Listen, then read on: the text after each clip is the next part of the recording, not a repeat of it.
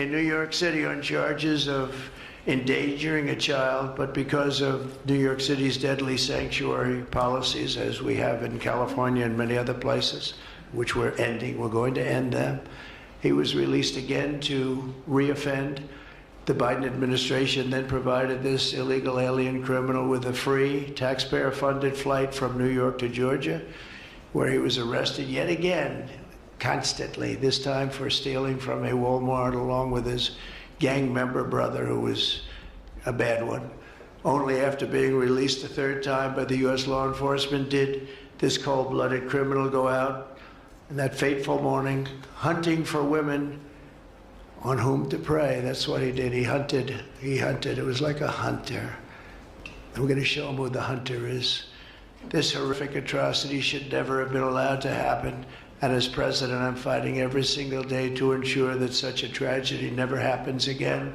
We don't want this to happen.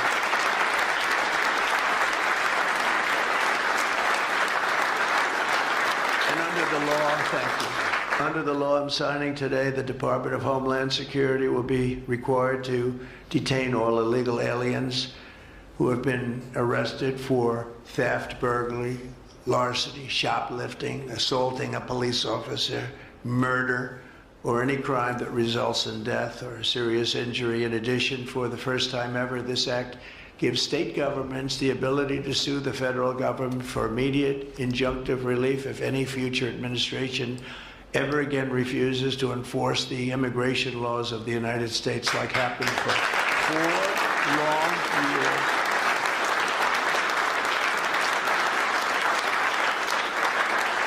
And that was happening for 4 long years, frightful years. Amazing. You'd say, how can people do this? How can they allow this to happen? How can they allow criminals to pour into our country and then try and defend it? And they're still trying to defend it, but they can't. That's why I'm here instead of somebody else, actually. It's the biggest reason. I believe it's the single biggest reason. Inflation was horrible. Many things were horrible during that administration. When you look at what took place in Afghanistan, the way they got out, not that they got out, but the way, so many things were horrible. But to me, this was the worst of all. It's a landmark law that we're doing today. It's going to save countless innocent American lives.